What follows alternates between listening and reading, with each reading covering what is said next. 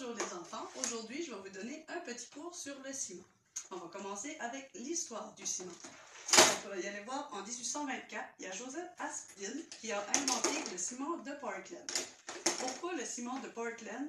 Parce que lorsque le béton durcit, il prend la couleur de la pierre naturelle extraite de la presqu'île de Portland, sur la Manche en Grande-Bretagne. On y trouve du calcaire argileux. Aujourd'hui, le ciment est principalement composé de chaux, de fer, de silice et de l'alumine. Oui, je te dis. Autrefois, c'était de l'argile qu'utilisaient les constructeurs. Mais ils ont quand même découvert que 7000 ans avant Jésus-Christ, il y avait une route qui a été faite en Galilée, en Israël, qui aurait été faite avec de la chaux vive, de l'eau et de la pierre. La chaux vive, c'est la calcination de pierres calcaires. Donc, le ciment date de quand même assez loin. Je vais aussi vous présenter les sortes de ciment, parce qu'on s'entend qu'il n'y a pas juste une sorte de ciment, on en a pour plusieurs utilités.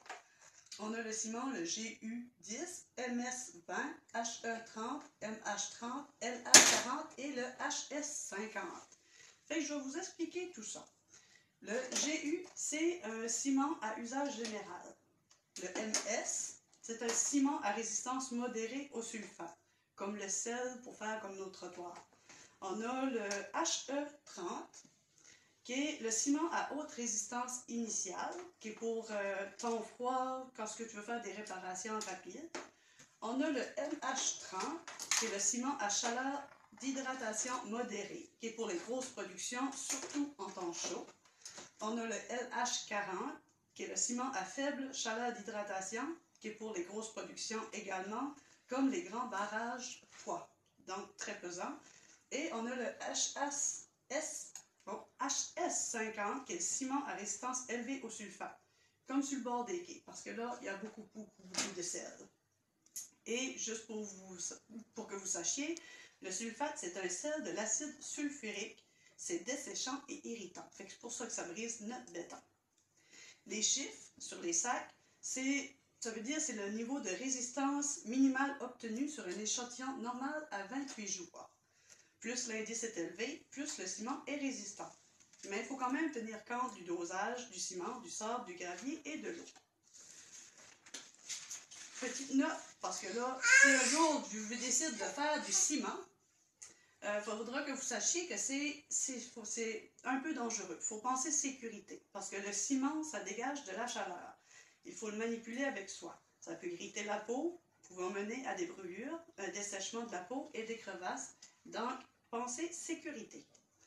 On va aussi vous parler des adjuvants. Donc, les adjuvants, on peut ajouter ça à notre mélange de ciment pour changer les propriétés. Donc, le super plastifiant, ça va réduire la quantité en eau et ou augmenter la maniabilité. Habituellement, les adjuvants, ça va être liquide, donc facile à ajouter au mélange. Ça va aussi ajouter la résistance mécanique à l'état durci. On a l'air entraîné, qui va créer de fines bulles d'air pour augmenter la résistance au gel et dégel. On a le retardateur de prise, qui rend la prise du béton plus lente par temps chaud ou pour les gros travaux. On a l'accélérateur de prise qui diminue le temps de début de prise après le malaxage, en temps froid ou quand il y a un risque de gel, on veut que c'est durci tout de suite. Et pour terminer, on a les colorants. On peut ajouter de la couleur au béton. Parce que si vous ne savez pas, on a du ciment, la poudre de ciment gris, mais aussi on peut aussi l'avoir en blanc. Donc on peut mettre la couleur qu'on veut. Et pour ajouter un petit peu de résistance, si jamais que c'est pas assez solide, on peut toujours ajouter des fibres. C'est des petits morceaux de fibres, soit de verre, de métal et de polypropylène. On les introduit lors du malaxage dans le camion de béton. Fait que c'est tout pour aujourd'hui sur le ciment. Puis la semaine prochaine, on va vous parler des structures en bois. Merci.